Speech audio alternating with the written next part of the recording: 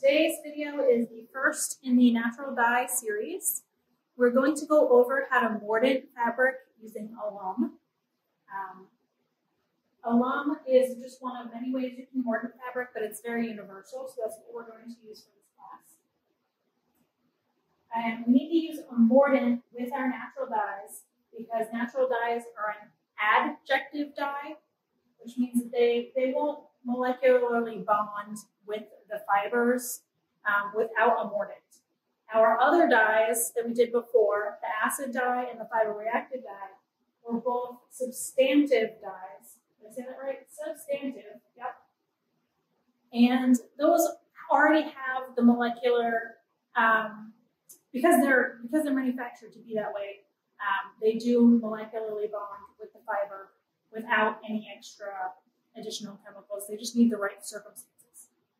So we need to start off with kind of the same stuff we always start off with. So I'm going to weigh my fiber, zero out my scale. This is all the fiber I'm going to mordant.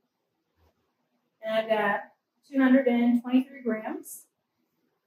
I'm going to take note of that.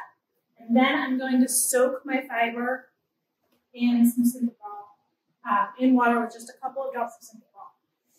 Now, I already scoured this fiber, so it's ready to dye now. Maybe you haven't already scoured your fabric, in which case you can jump right into scouring and then take it out and start, either leave it in that water or take it out, dry it, and put it in new water to start your soaking period. But whatever fiber preparation we've done before, we did the scouring with the fabric, we did the soaking with the roving and the yarn. All of that is going to be the same. We still need to, clean this so that there's no oils or manufacturer chemicals on it. And we still need to make sure that our dye bath is going to penetrate completely and not be stopped by air, which is what all the soaking is about. So, into the bucket. Now, I would say that I need to soak this anywhere between 1 hour, and I could soak it for 24 hours and that would be fine. This fabric that I have here is a little on the thicker side, so I'm going to go ahead and soak it for 2 hours while I go off and do something else that I need to do.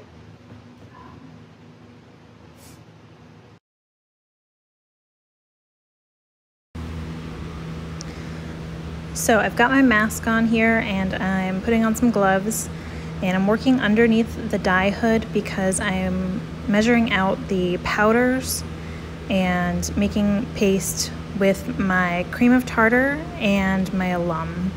So I've already weighed out both just before I started this, and I'm showing you the measurements here for how I weighed that out. That's on your handout. So just refer to that for how much fabric you're going to mordant and then how much alum and cream of tartar you're going to need. So I'm adding a little bit of boiling water so that I can make sure these are nice and dissolved. I definitely don't want any chunks of these things because they're quite powerful. So I'm just kind of doing the same process that we normally do with powders.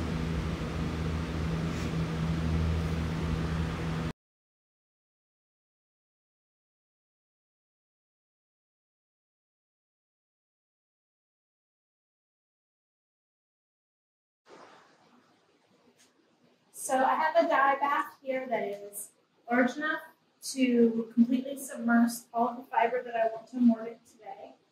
And I've already added in here my alum and my cream of tartar, which I first dissolved in a little bit of hot water and then put in here so it wouldn't be flaky or chunky. So this water looks very clear.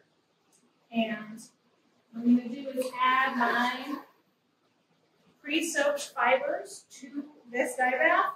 I don't want to take too much of this water and add it to here because there was synthol in here, so I'm going to kind of drain it and get rid of most of that.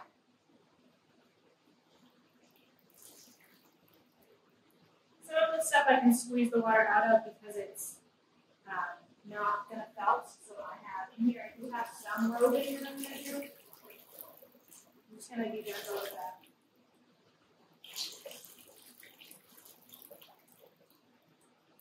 And I'm starting with room temperature water here again so that I can do that roving.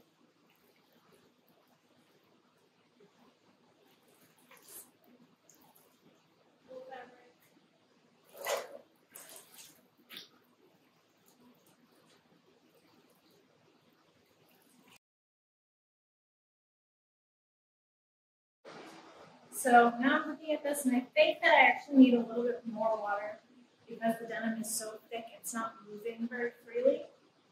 I'm doing the whole quarter yard of denim, so that's a lot more than you will have. I'm going to kind of turn on heat and start raising heat gently, and then I'm going to dump this bucket of Synthropol water out, fill it with some clean water, and put that water in here until my fabric looks better.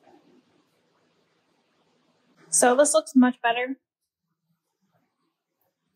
I just kind of opened this fabric up to be as big as possible, and now it's kind of floating around, and when I stir it, all of the little pockets will move.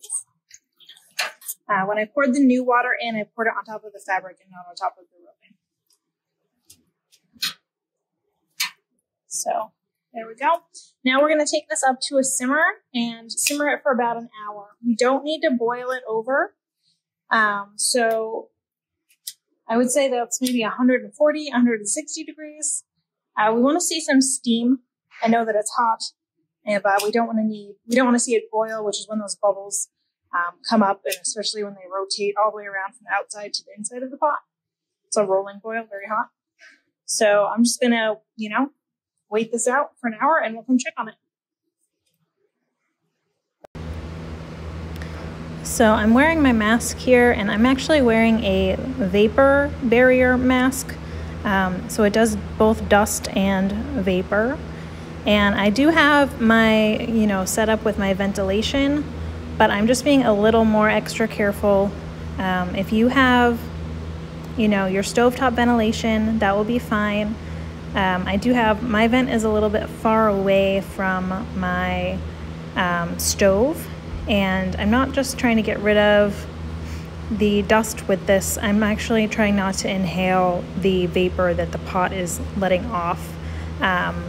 It's not terribly dangerous necessarily, but it's a little unclear since I'm pregnant if that might be extra dangerous. So I'm just being cautious with that. For you guys, if you want to wear a vapor mask, if you have one, great. If you don't have one, I just recommend that you don't stand over the pot and inhale the steam intentionally. So I'm just starting off here. I have achieved the simmer, so I'm going to start my 1 hour timer now, and I'm going to keep trying to rotate the fabric from the top of the pot to the bottom of the pot for that hour. So stirring pretty regularly, every 5 minutes would be good. And so I'm set my timer for an hour, and then when I come back to it, when the hour is up, I'm just going to leave everything in this pot to cool.